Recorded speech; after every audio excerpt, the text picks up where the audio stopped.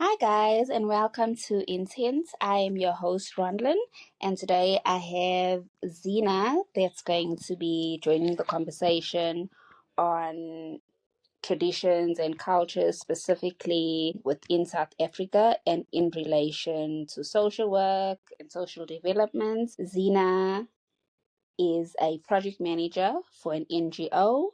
She has her undergrad in social work and she also has a master's in social science, Hi, specializing in social Ronlin. development. Thanks for having Hey, me on Zena. today. How are you? I'm Good. I'm good. excited for the discussion. I'm good. It's something that I'm I good. As feel very strongly about, and yes. something that I don't think gets a lot of airtime. Mm, So thank you for having me on today.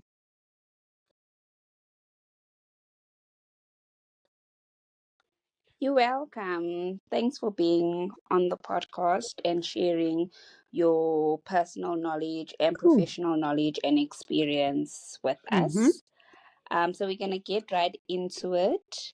Um, Mm-hmm. if okay, just so the listeners know, so Zena, I Mm. know Zena from high school. I met Zena in high school, and yeah, just a bit of Yeah. background It's a on very how long I know time you. ago, eh? Yeah, a high school friend. Yes, it Mm. is a very long time ago. Very, yeah. I don't even know. Is it 15 or I'm 20 years? not even No. gonna try. Do the maths, yeah. But it's Yeah. around 15 years, yeah. Yeah, it's a very long time ago. Yeah, it's a very long time ago. So yeah, it's a very Oh. special episode, especially because yeah, I Mm. I know you from back then, from uniform days. So yeah. Okay. So if you can just enlighten Mm. us on what you Mm. do and how you came about doing it. So you can just start like, what led you Mm. to being a social worker or studying social work and then venturing off to Interesting specializing question. in social Okay, development? so it's a bit of a long story, and it's quite personal as well.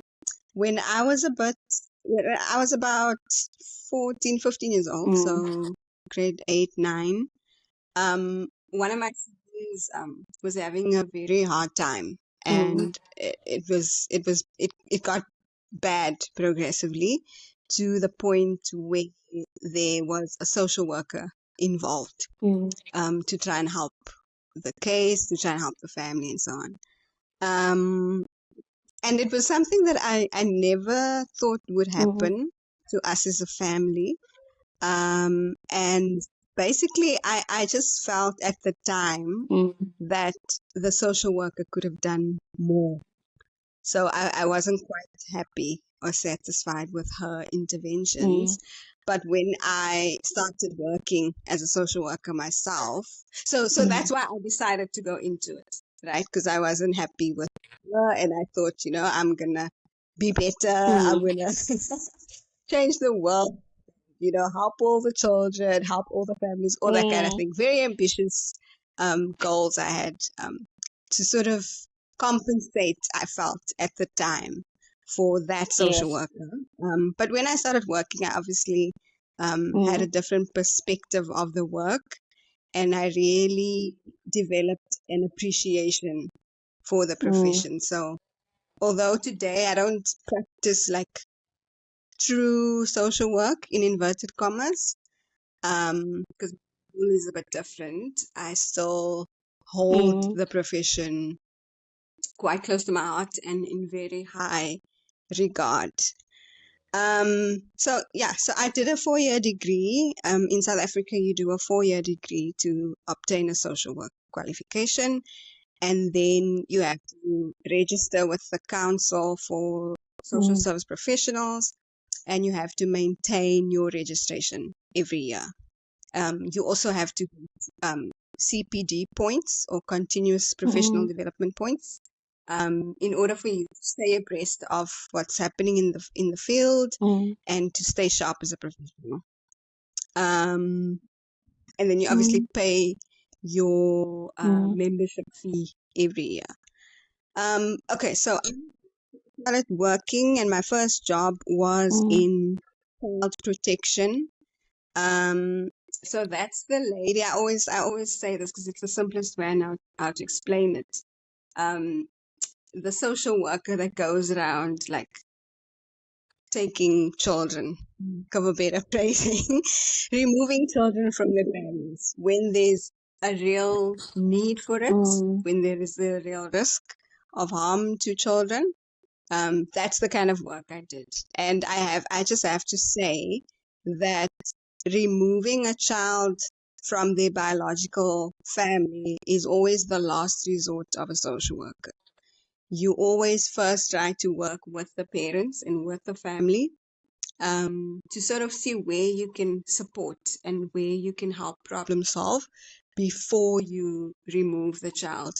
But sometimes there's an immediate risk of harm, and you have to remove the child immediately and place them in a place of safety, or with other people, while you still continue to work with the family and with the child. Um, so I did that for a while, and I really got frustrated with the issues that I was having to deal with on a daily basis, the issues that the families that I was working with were having to deal with on a daily basis. So things like unemployment, poverty, substance abuse, hunger, crime, all those kind of things, which often led to the neglect of the children. So children not going to school every day, or when they do go to school, they're not washed properly, or they're not dressed in clean uniforms, or they don't they um their necessities for mm, school, or they turn up and the teacher suspects abuse or like malnutrition and that kind of a thing. So those are some of the things that present when in the household or in the mm, community there are issues of substance abuse, unemployment, poverty, all that kind of thing, mental illness even.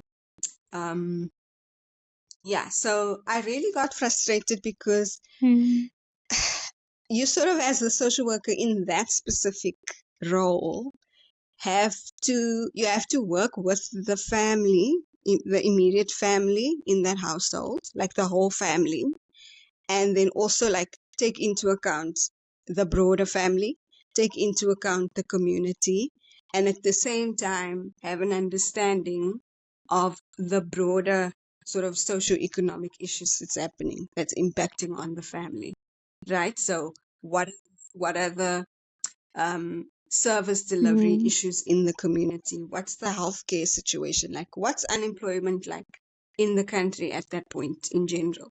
All of those kinds of things. What's the policing and security situation like? What's the gang violence, if that's applicable? What's that like in the community? So all of those things you have to take into account while you're working with a family where there's unemployment and hunger and um, substance abuse and that kind of thing.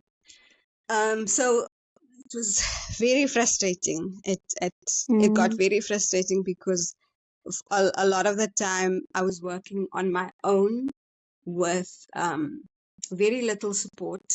I had at some point over 100 cases, just individual cases. So not even number of children, because obviously there's more than one child in certain families, and you're having to with all the children, in the family. mm, So over 100 cases, just me, very little support from, in terms of like having a social auxiliary worker who can help, and like things just pile on and pile on, and I was mm, like, there's something wrong here.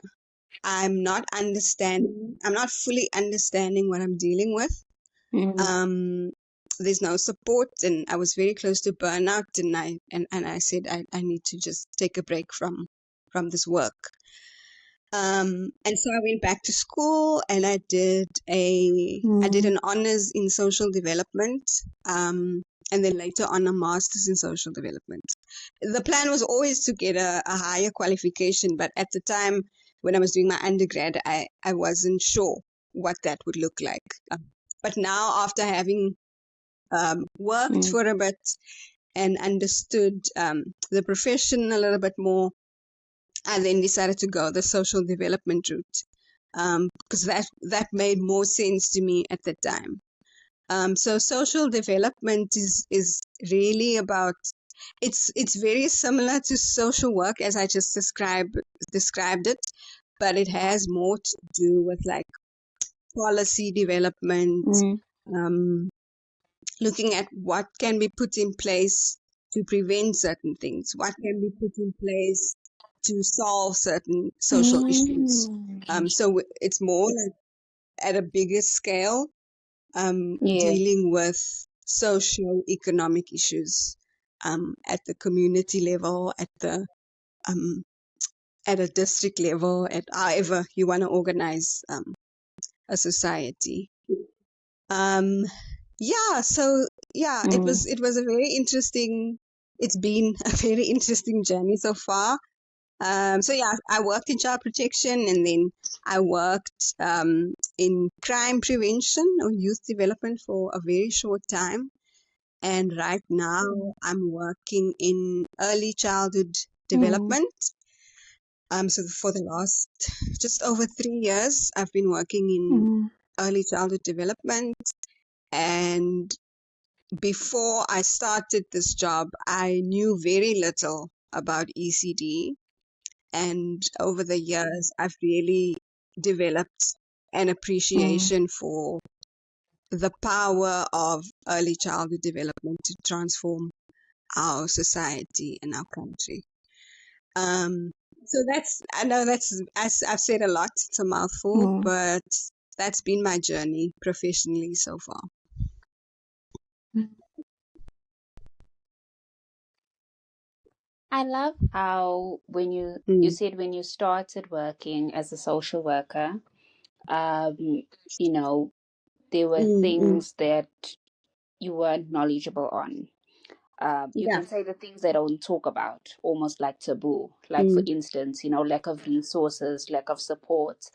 And you didn't give up there, because I know a lot of people when they enter certain professions, mm, it's a case of, oh my gosh, I cannot work here. This load mm, just mm, seems too heavy for me to carry mm. alone, and they move on to something else. But you didn't do that, which Yeah. also shows that you have a true passion for what you do, because you saw the Mm, loopholes, you saw the gaps, and you were like, you know what, I'm going to fix this.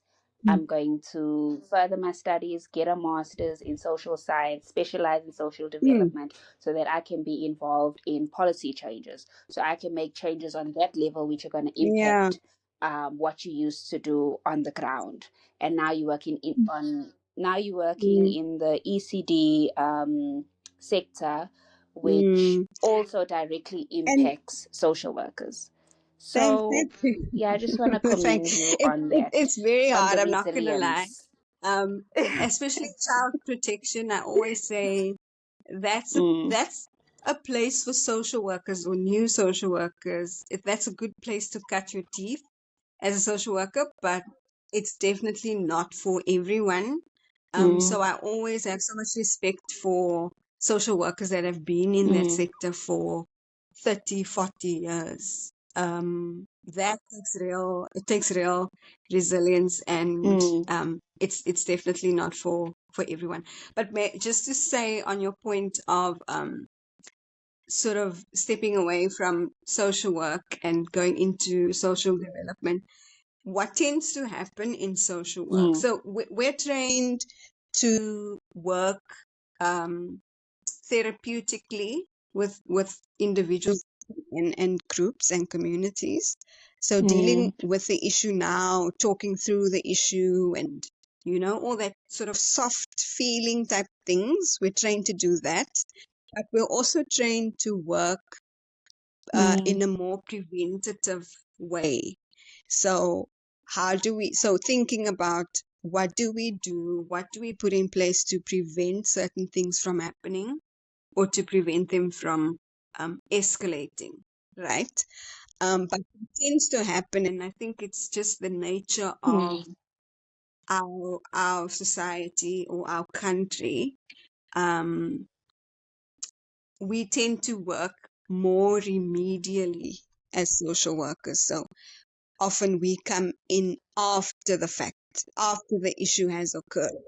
So a case is reported to the social Mm. worker, a case of child abuse Mm. or a case of child neglect or a case of rape or a case of whatever, is reported, and then the social worker intervenes.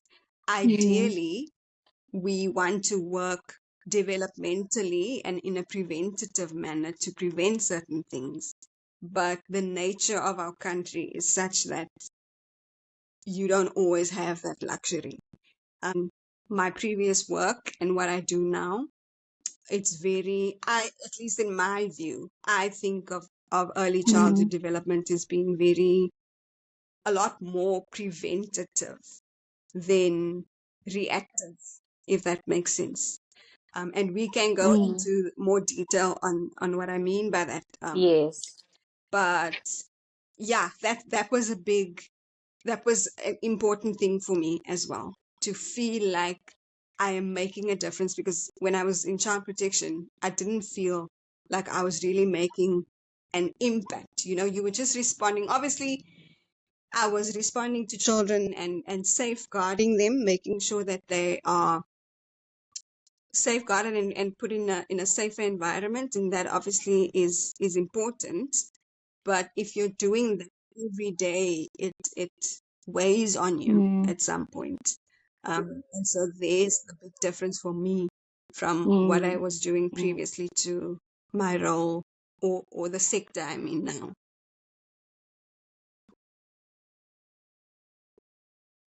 Mm. Especially like as you said, when there aren't Mm, mm, appropriate policies in place and resources and mm, support, it mm, affects the mm, professional and mm. therefore affects the community, therefore affects South Africa. So yeah, Yeah, yeah, it's extremely, extremely important. I want to speak on, yeah. you mentioned ECDs, Develop. early childhood development. I just want you to speak more about what it entails Okay. and the So relevance of, it's of important ECDs. to explain what ECD is, right? It's not often people think of it as a place or a Mm. destination. But early childhood development, if you just break the word up, it's a Mm. process. You come to understand it as a process. It's a process of intense and rapid physical, cognitive, social, emotional development of a child from when they're born, or some people say from when they're conceived to Mm. when they're about 6 or 9 years old. Um, so Mm. it's an important process of development. The research also says that by the age of 5 years old, 90% of a child's brain is developed.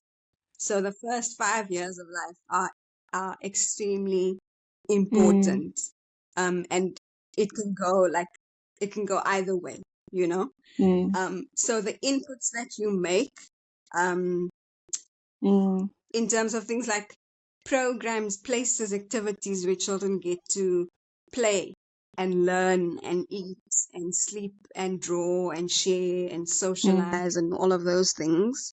Those are important inputs that you make. Mm. How healthy the child is. Are they getting all the vaccinations? I know sometimes that's a bit Mm. of a controversial thing in some circles, but are they getting their vaccinations?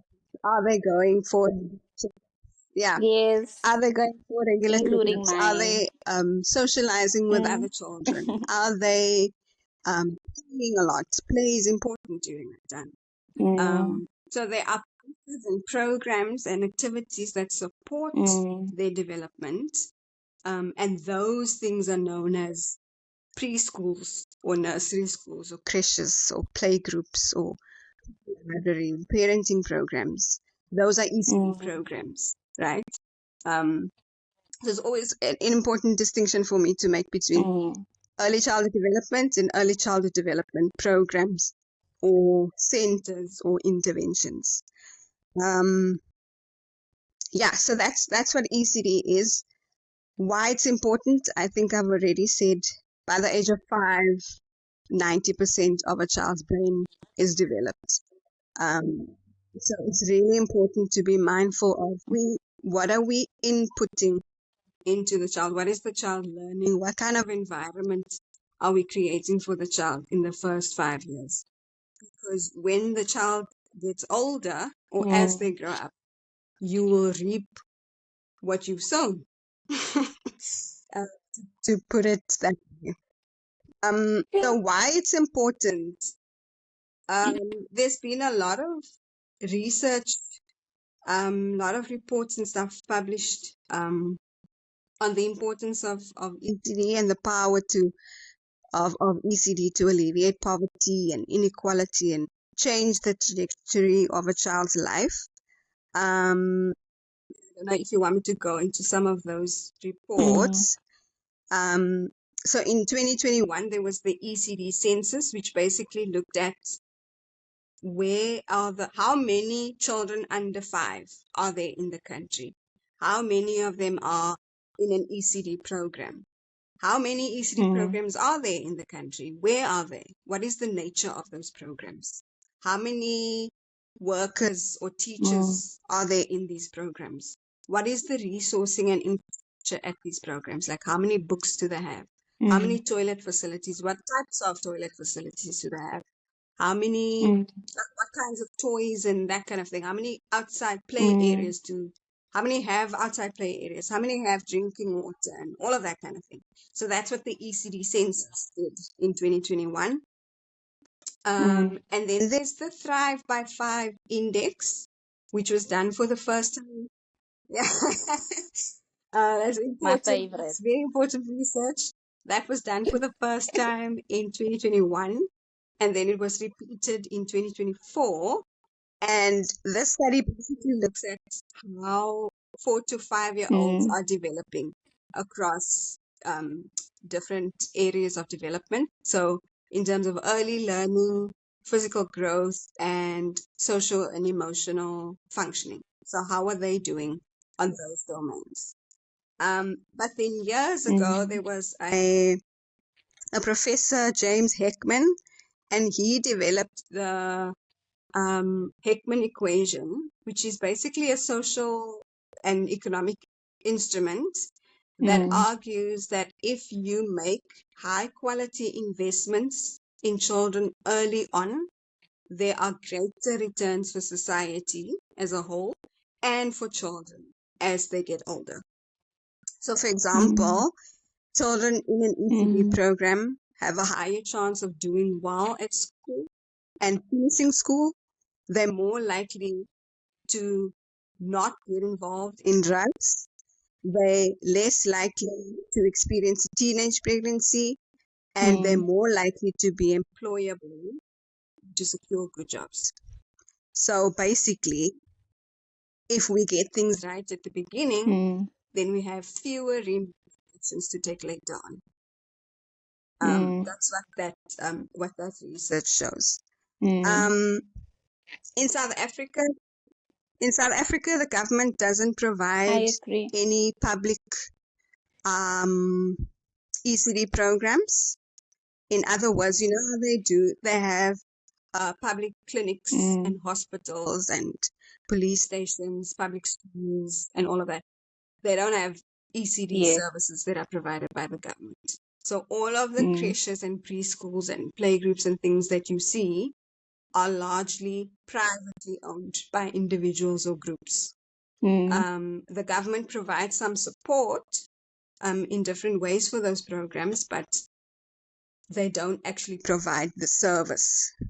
Unlike countries like Finland, New Zealand, and Chile, where the government actually Mm. provides ECD services. South Africa doesn't provide those services. They do provide other support, um, like birth registrations through Home Mm, Affairs, healthcare services, social grants through the Department of Social mm, Development, and those are important for to the child for their development um, during those years. But the government doesn't actually provide like a creche. There aren't public creches, for example. Um, so yeah, I don't know if I've answered your question. Maybe just the last point in terms of how important it is. Just in you terms of, know, so mm, I've explained now what happens during the 5 years and what happens after the 5 years, or what potentially could happen after the 5 years. Um, government's provision or yes. lack of provision of ECD programs in South Africa.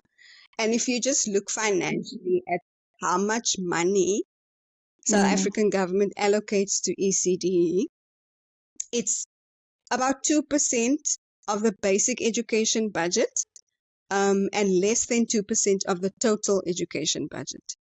So if you look at that and you look at how children are performing according to the Thrive by 5 index, which we can also get into in a bit, if you look mm, at how children are performing in terms of literacy when they get mm, to grades 3 and 4, if you look at how they're performing on other metrics like the matric pass rate that was just announced the other day, you can see the correlation. We're mm, not inputting enough or investing enough for the country to see the high returns that we want.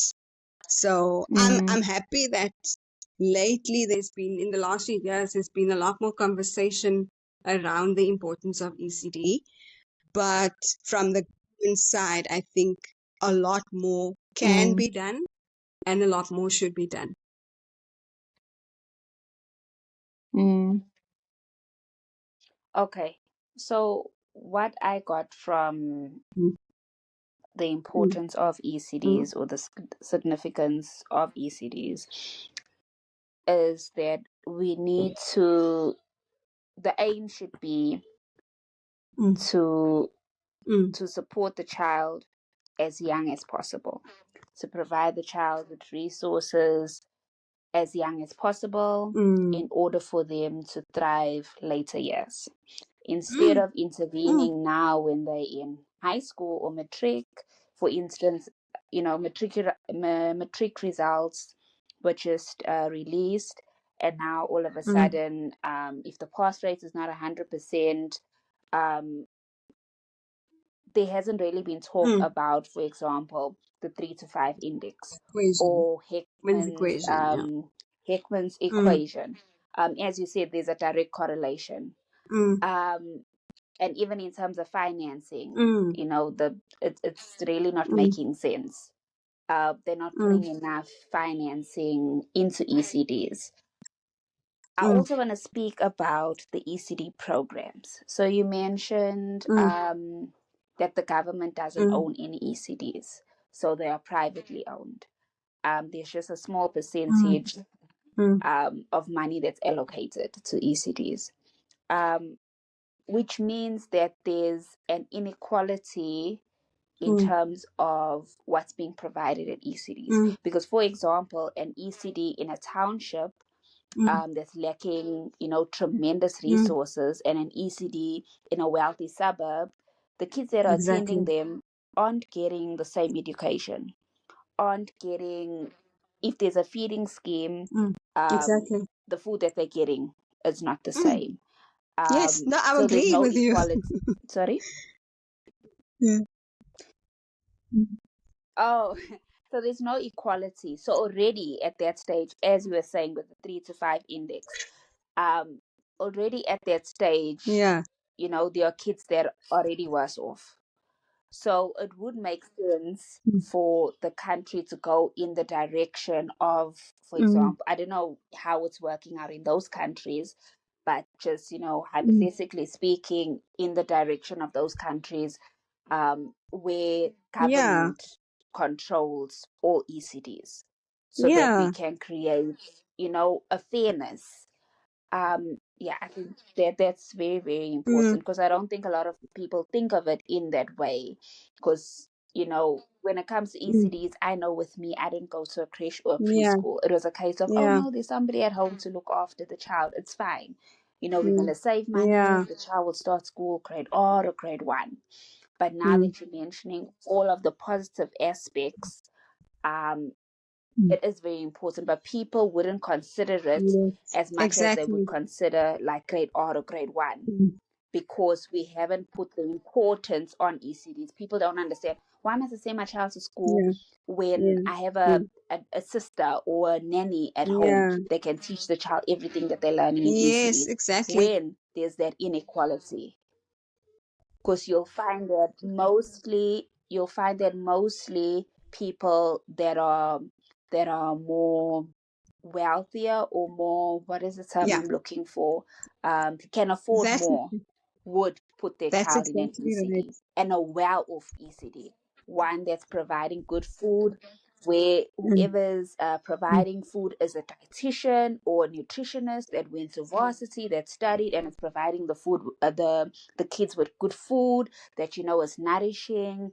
Teachers that either studied their 4 year, 3 year, 4 year degree, or did they PGCE, like, mm, as you spoke about, pouring into the kids. mm, They make sure that that's covered well.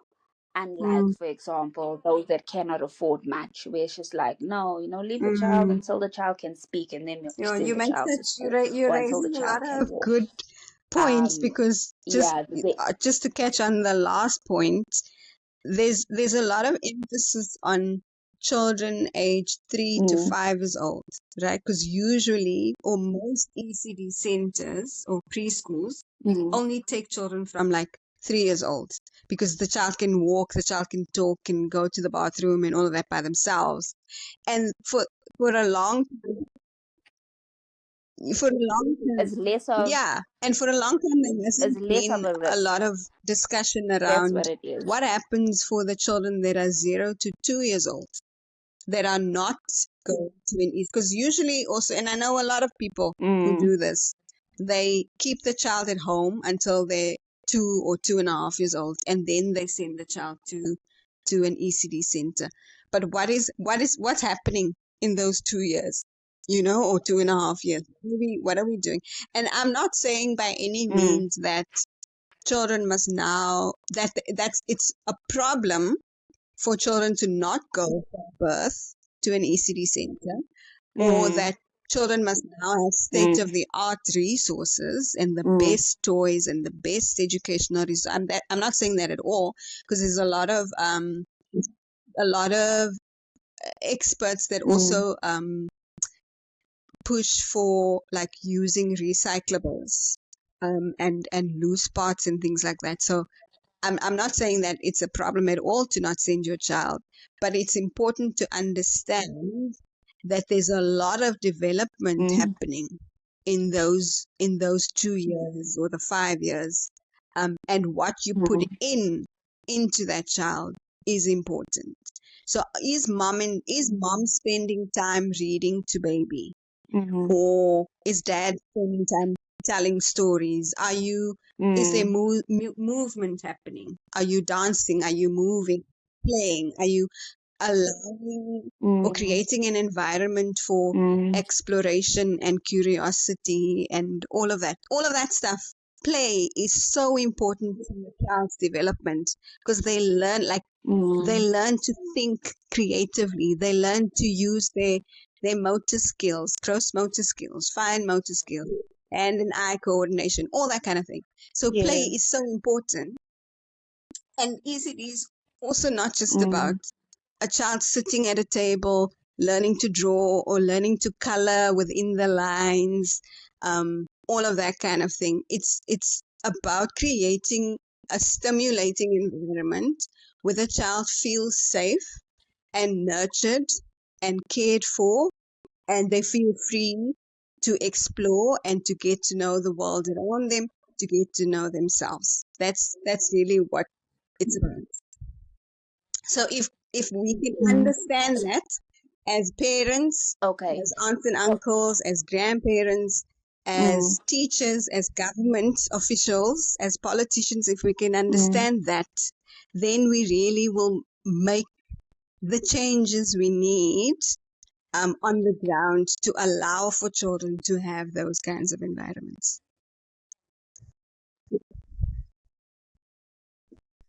mm. Okay. So for me, I know you mentioned, Mm. parents keeping their kids until they can talk or walk. I was one of those parents.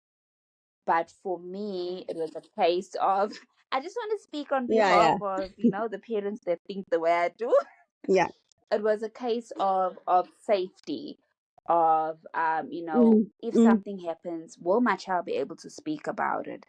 mm, Can my child take care of mm, himself in mm, terms of walking mm. from here to there, conducting himself, Yeah. just like the basic stuff. So that was a huge concern for me, because of some Mm, ECDs that don't mm, carry out the certain safety precautions.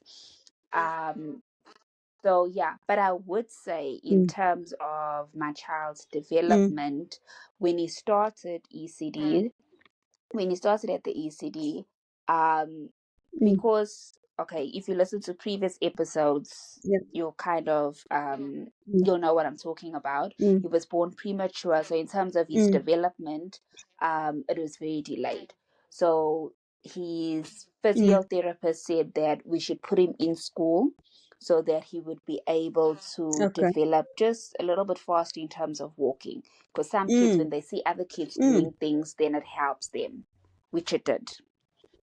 Yeah, which it did. It really did. So in that regard, I can personally say Mm. that I've seen the positive Yeah, side of my child going to an ECD. exactly. But of course, it all depends on where you Be take your child. cautious. So people must always Yes. be Can I cautious also of just say, where they place their child. sorry to, So I you just need spoke to say this. So about. part of my role Mm, currently is to to follow up on or go and investigate where there's been a complaint at an ECD center. So what usually happens is a parent or a grandparent or mm, whoever, they complain to the Department of Education in the province that something has gone wrong at this ECD center where their child or their grandchild was. And we need to go find out what the issue is. And then mm, often they add on to that that the ECD center wasn't registered, because ECD centers have to be registered with the province. Um, but mm, usually I find, so there's also a lot mm, of issues around and barriers to ECD center registration. Okay, that's a very complicated process. I mean, the government now is trying to simplify the process and to streamline it, but there's still some issues around that which are not being addressed, in my opinion. So people don't really understand the complexities around ECD center mm, registration. So then they just complain the center is unregistered. And so now the department must close it down or whatever, whatever. And I always say that parents or people that complain about an ECD center where they had their child enrolled, they now complain that the ECD center is unregistered. But did you not ask those questions before you enrolled your child? You know what I mean? So it's always just a word of advice. Ask all the questions beforehand. Make sure you go to the ECD center and check it out for yourself. See the teachers interacting with the children. See the children interacting with each other. Look at the space. Are you happy with the space? Ask the questions. Ask whether the mm, school is registered or not. But also understand that ECD center mm, registration is not a simple and easy process, and especially not in under-resourced and underprivileged areas. mm. Yeah, it's not. Thank you for that. Thank you for sharing the fact that people need to be aware that they need to ask questions, even if, it's Yeah. uncomfortable questions. The fact is your child's going to be there. So you need Yes. that security to know your child is in good hands. Okay. Yes. Okay. So all of these terms we're talking about, Mm. ECDs, us taking our kids there, it's very Western. We spoke about the fact, yes, we're going there. We spoke about the fact that, Mm. a lot of parents, grandparents, guardians prefer to Mm. keep the child at home until the child can walk and talk. Because also some people say, especially, older generations say, what is the child going to do? Just eat and sleep. It's also regarded as very Western, especially if you think back to, you can even think back to how we grew up or how our parents grew up when they grew up in terms of, ECD Mm. centers. Um, so in terms of bridging that gap, before I know feeding schemes in most of them, back in the day, they were somehow where it was incorporated, I believe. Mm. Maybe not in such a structured, formal way. Mm. But how can we bridge the gap between, such a westernized society in terms of, your ECD centers, ECD Mm. programs, and our South African culture? Like, for Mm. example, feeding schemes. I know feeding schemes are slowly dying off, where there's more Mm. and more schools that are not providing them. Mm. Also, native languages. They are, Mm. especially in the, suburban areas where Mm. they are not um, communicating in their native language. Mm. And research shows that it does impact an individual's confidence, academic performance, and it can also impact their development, and also in terms of native games. So, Mm. how can we incorporate the two for Mm. a better well being of our kids? Mm. That's an interesting question, and I don't think I've ever thought about it in those terms or in that way. Mm, Um, I immediately thought of when you said, um, back in the day, things used to be done a certain way, and then slowly things started changing and stuff. I immediately mm, thought how back in the day also, children, there was what they call kinship arrangements. So KINSHIP, kinship arrangements, where okay. families would look after children when Mm, parents or when parents went off to work. You just automatically take in that child as your own, and there was no formal or official process that was followed, right? There's no mm, government involved in anything like that. mm, So I immediately thought of that.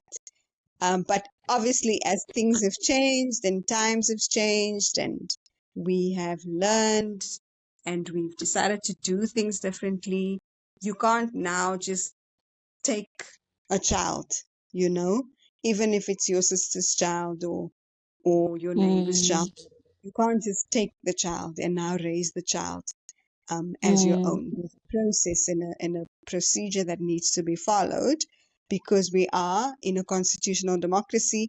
There are certain pieces of legislation um, and regulations that regulate certain things, right? So you have to mm, go through the children's court in order to have someone else's child in your care.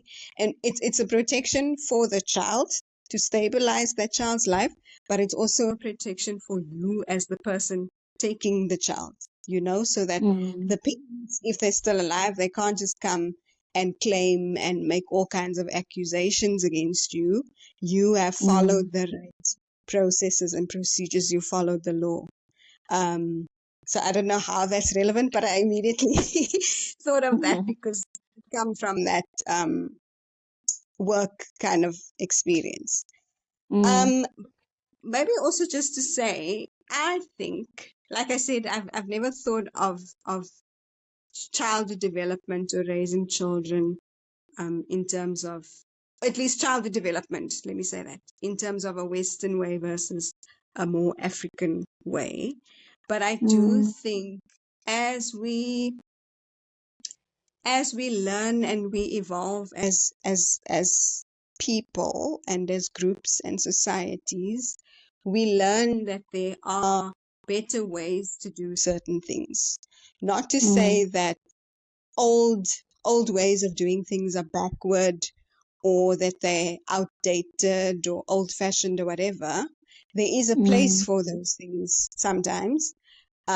But there are also times when we can move with the times. So if the mm, research is telling us certain things about childhood development, um, I think it's only right that we do those things or we incorporate those things.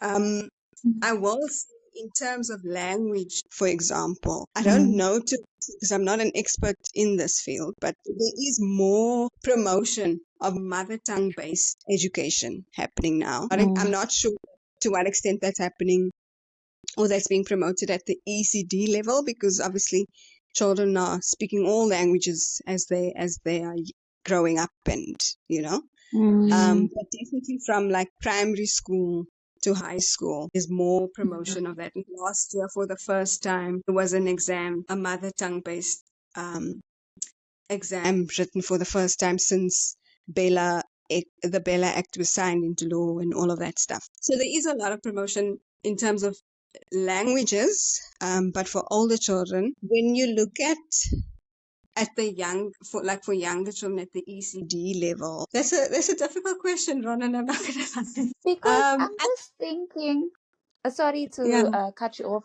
I'm just thinking, like as you spoke about native language, Mm, it's being incorporated in mm, schools, like primary mm, school, high school level. But mm, just in terms of, that sense of home.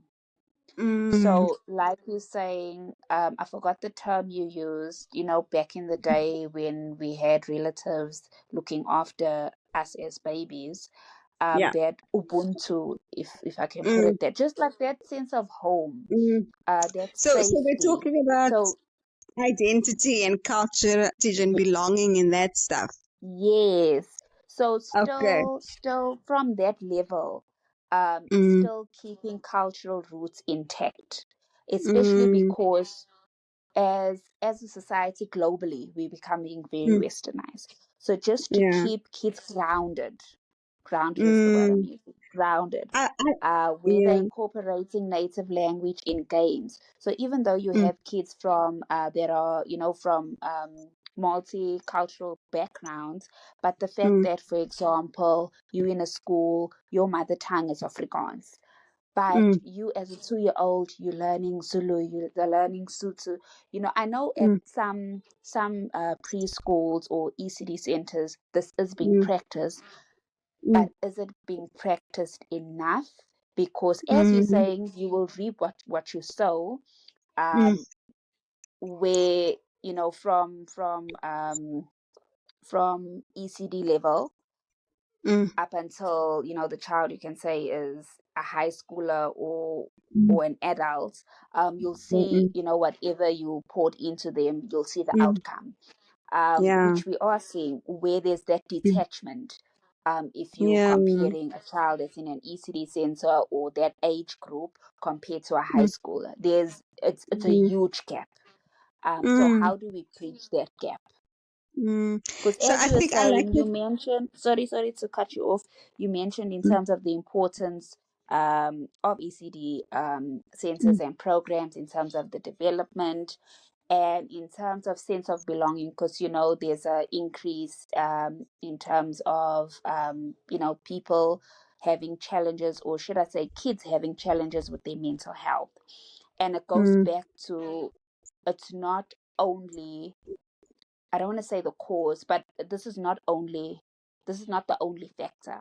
But one of the mm, factors is a sense of belonging, mm, identity, mm, just that sense of home. So mm, how do we keep that going from mm. foundation phase, Yeah. as you So say, it's ECD thing? interesting. Because sorry to cut you off. Because as you spoke about, how things were done, 10, 20, 30 years back. One of the reasons was safety. No, the child needs to know where they come from. We need to instill certain values and Mm, morals from this young mm, age. They need to know mm, their culture or know their roots, and mm, then you send them off to school. So then when they come mm, back, they know, okay, this is wrong. Whatever happened to me at the school is wrong. I need to tell, a family member. I need to go home and tell mm, them these are the positives, these are the negatives that happened at school. So mm, how can that also be instilled at ECDs or into the ECD mm, program by keeping our Africanness, if I can put mm. it that way? Very, very, very loaded question, but an interesting one, and also the timing, right? I was just Yes. speaking with another friend of mine, who has just come back from Japan, and she was just Mm, telling me about the culture there and how mm, much it's about the community. So mm, I'm doing things. I'm making sacrifices, um, by things like being quiet in a public space, not littering, taking my rubbish mm, home with me, um, just being considerate of those around me in general, mm, because it's about the community. If I can do this and we all do the same thing together, we all benefit, right? And so I was mm, talking to her about, or we were talking about how far South Africa, just in our observation, how far South Africa has moved away from that sense of Ubuntu. How mm, far we've strayed from, because we don't even talk about it anymore, really. mm, If you think about it, um, we're so like focused on me, me, me, me, me. We've forgotten that I am because you are, right? mm, Um, so yeah, I think your question, the timing of this conversation is also just interesting, based off of mm, another conversation I had with a friend. But what we're talking about is really like a sense of belonging and identity, and how you ensure that a child, as they grow up, they know who they are, and they're rooted in they have a firm and a strong identity and a sense mm, of who they are in the world, a sense of where they belong. And I really think it's a community effort. It's a group project. It's not mm, just the parents in the home doing it. Yes, that's very important because parents are a child's first teacher. mm, But I think as communities and as extended families, we also need to take responsibility, or go back to taking responsibility for raising children as a village, mm, to ensure that the child knows, where they come from and who they are and stuff. So if you look at ECDs, for example, in some of the programs that we run at my mm, organization, or at our mm. organization, because it's not my organization, I just work there. So we have a family outreach program that basically works with families or caregivers of children who are not in an ECD center, right? And Mm, so it's a parent education sort of program where we teach the caregivers how to stimulate their children at home, because for many reasons, some children can't go to an ECD center, like fees, for example, being an obstacle, right? Not everyone can mm, afford to pay the fee. mm, So for those families that can't afford to put their child at an ECD center, we have a program where we work with the caregivers in the home so that they can stimulate their children, um, early on, like make the right educational inputs early on. And mm, part of that looks at identity and belonging. So one of my colleagues is very good at at doing, she does like a big workshop every year, and we all know to expect around September, around Heritage Day. She does this identity workshop where all the caregivers that's part of her program, they come dressed in their traditional attire, and they make the food that they eat at home or when they go back to the Eastern Cape or wherever they come from. They bring their traditional foods, they bring their artifacts like their musical instruments and all those kinds of things. And they come and they share their cultural um, traditions and things as a group. And it's Mm. really like it's become a big part of her program and a big part of the program at our organization. Um, and yeah, it's an exciting thing. It's a thing that we all have come to expect every year, and something that she is also very proud of doing. And the community itself is very proud, especially that time of the year. They're very proud um, to display and to exhibit their cultures and things. So it's a community effort. It's a group project. Um, Mm. we have we have to, as individuals, think about the kind of world that we want to create for our children, Mm. the kind of world that we want to leave behind one day, and really grapple with, do we want our children to know who they are in the world, to Yeah. have a strong sense of belonging, and so if we can all do that individually, I think then it becomes like a bigger group effort. And Mm. yeah, that's what I think. But in terms of like formal things, I don't know how we would incorporate it into like formal education or things like I, that, except for now the language thing that's recently been promoted. mm. From what you said about the work that your colleague does, Mm, you guys are really incorporating it because it's a mm, display of, the different cultures. You're sharing, uh, the different dishes, different food. You're mingling with mm, people from different cultures. You're sharing mm, personal experiences or cultural experiences. So mm, um, already your NGO is doing that with your mm, outreach program. Already you guys are doing it. I mm. think I was also speaking more about like within the ECD centers because you spoke about the ECD program. But I am Yeah. actually I wish I could be a part of it. Hopefully one day I could attend it. Mm, Yeah, just to see because I haven't really heard of any outreach program like that. But yeah. it was just an interesting thought on how we can incorporate more of the South African culture within Yeah. our schooling system, especially Mm, ECDs, because I think it's not being done there. In mm, terms of like Ubuntu, the feeding scheme, mm, feeding the mm, kids, there was that part or that aspect, but it is mm. slowly dying Yeah. away.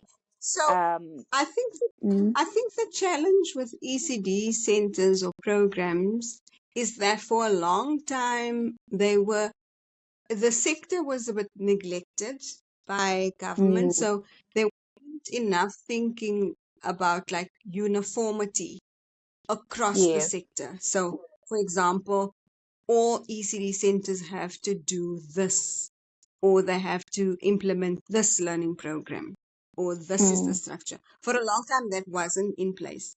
But the since the responsibility for ECD has shifted from the Department of Social Development to the Department of Basic Education, I think that mm, slowly started to change.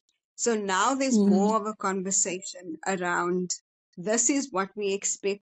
This is how we expect not just children to function when they get to a certain age or to perform when they get to a certain age, But these are the kinds of things that must also be in place at every ECD center. So, for example, or at every ECD program. For example, you mentioned the learning thing earlier. In terms of getting your ECD program registered, the requirements, the National Education Department requirements, or the Children's Act says that teachers need to use one medium of instruction in the classroom. So at the ECD level already. That's not to say they must use English, but they must use one Mm. medium of instruction, right? But Yes. at the same time, they must encourage children to speak the language that they prefer. So Mm. there's a bit of like, what are you saying? You know what for me Mm. at least, I don't know if somebody can maybe help us understand this, one of the listeners maybe. But for me, it's a contradiction. Are you saying Mm. that you're encouraging multilingualism and multiculturalism in the classroom and all that kind of thing? Or are you saying that we must use one language at an ECD center, at all the ECD centers? Mm. Do you understand what I'm saying? Yes. Yeah, Yes. so Yes, I do. they expect that of every ECD program across the country because that's national regulations. Mm. But there isn't a It's lot make. of emphasis on there is like the Children's Act does say your program needs to include things like um teaching the child about their culture and all of that kind of thing, but it doesn't say how you do that. So that Mm. leaves it up to each individual program Mm. owner or operator to decide how they do that. As long as you Mm. don't discriminate in terms of religion or language or Mm. a Mm. disability or anything like that, you can decide how you incorporate um, the stuff around identity and stuff at your ECD program. What you're saying is making me think of a conversation I had with, she's a South African living in the USA. So she was speaking Mm, about, cultural differences. The fact that mm, in South Africa, like when she was growing up, um, mm, she had a very bold, boisterous personality.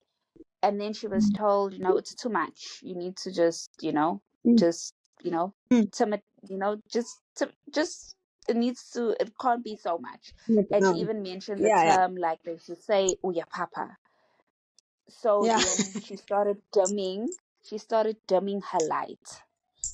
yeah, And then she spoke about the more Western, American culture, where yeah.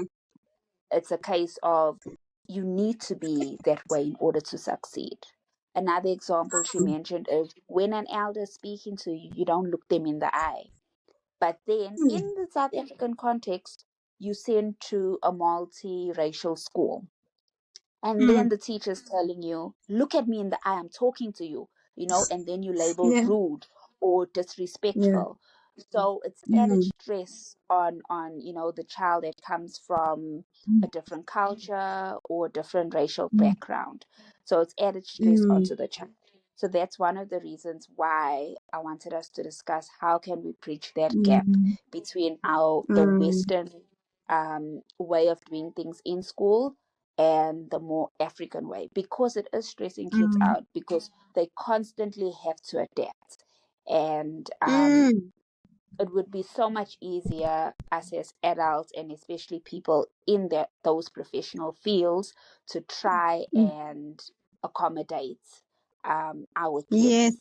And you spoke about, yeah. okay, we didn't yet speak about it, but we just touched on Mm, it in terms of, theory versus practical. You can say in any profession mm, where the mm, theory is very westernized. And then you have to apply that mm. same theory in a very, for example, African community or African Context, school, and yeah. then, yes, and then you also have to change the language because the Mm, way you speak to people of different ages is different, even mm, terminology, um, mm, so that needs to change. mm. So just to pick up, I had a thought now. Oh, when you were saying how different different cultures sort of approach different things, like when you are in your own, like in your home, you're expected to not look elders in the eyes, but when you get to school, then you're expected to look people in the eyes when you're talking to them. I think Yeah. it's also just about, as adults, educating ourselves Mm. about differences. I think Yes. technology and the way the world is going has made it so easy for people to learn about difference. I don't think anyone Mm. has an excuse in these times not to know certain things. Mm. So I think as adults, it's just about educating yourself about different cultures, about different cultural practices and stuff like that. Um, Mm. but when you say theory, the theory and the practice being, um, or the theories being westernized or more Western, and the practice being different, that yes, that is also something I encountered, and something that was also discussed extensively when I was a Mm. student social worker, because all these theories that we're taught are developed outside of Africa. They're Mm. developed whatever country, and then we as South Africans, we just take and we want to apply. But again, Mm. it's about looking at whatever theory, whatever framework you have, looking at the pros and cons of the framework, and looking at how can I, or what can I take, and how do I apply it to my context, which is a bit different, sometimes vastly different from Mm. where the theory was developed. So it's Mm. it's not just, you can't just copy paste or use a one size fits Yes. all approach. There's an adjustment and a customization almost that must happen um, across fields and sectors and disciplines. You Mm. don't just take and and apply. Mm. Mm. And using it, as you're saying, in a way that will benefit that context. And I think Exactly. that is an important conversation that needs to be had in terms of the South African context Mm, because yeah, it's not I will being say, implemented in that way a lot. but I will say, when I was training as a social worker, by nature, the profession is such that you will deal with differences. You will deal with diverse.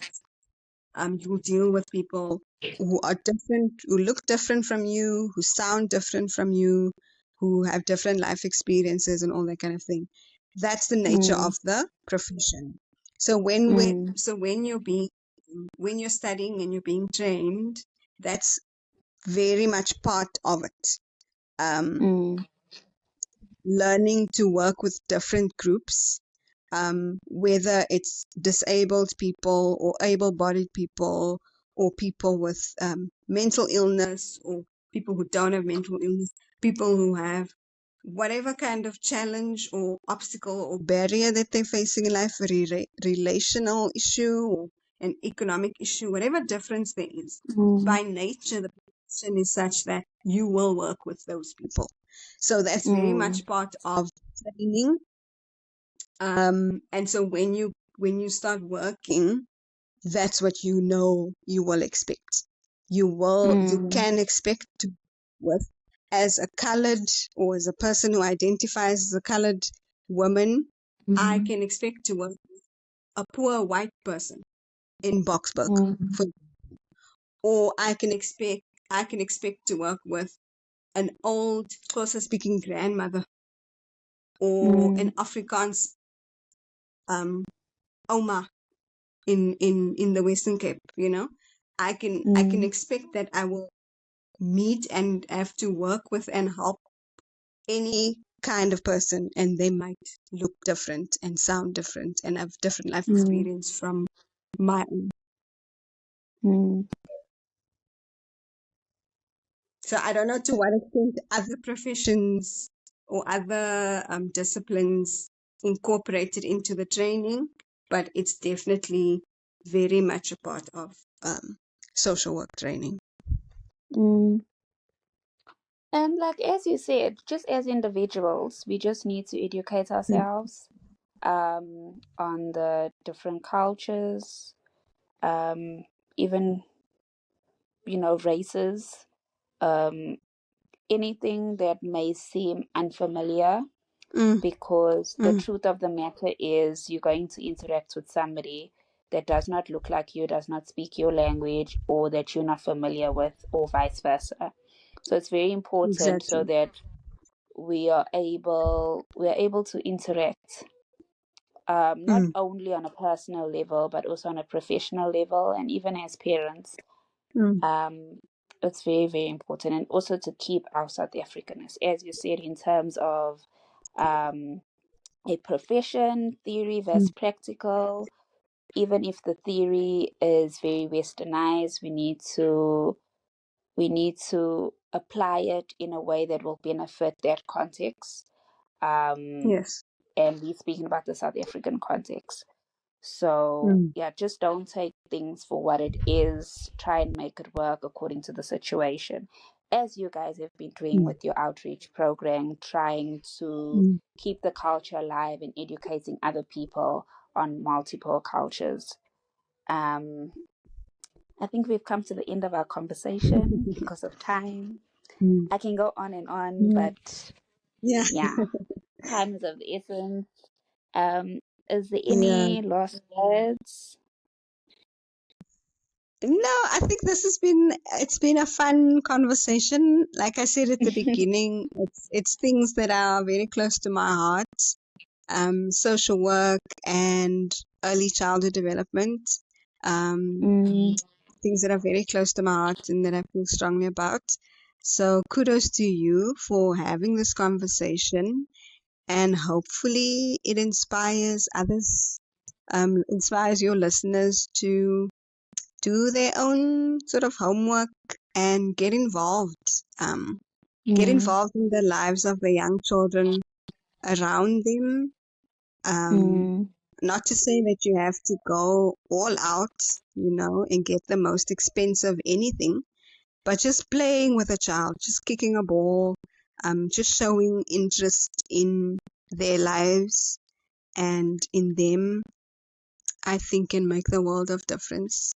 And mm, yeah, I think as a society, we need to do some introspection and mm. go back to some of those principles, like Ubuntu, because the world Mm, is a crazy place at the moment. But if we yeah, can come together, um, as families, as communities, I think we can leave the world a better place than what we found it. definitely, definitely. Thank you so much, Zena. Thank you, Zena has a Roland. master's in social science, specializing in social development. It's a flex, so I have to mention it to remind the listeners at the end. Thanks, Roland. Thanks so much for the chat. You're welcome, and thank you so much for sharing your expertise with us. We really appreciate it, and You're very hopefully, welcome. um, this is food for thought. Yep. So, Thanks. Thanks so um, much. you're welcome. Thank you to the listeners for listening to this episode.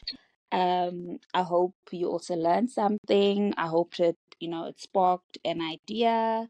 As Zena said, being more involved in our kids' lives, whether it's physically, emotionally, spiritually.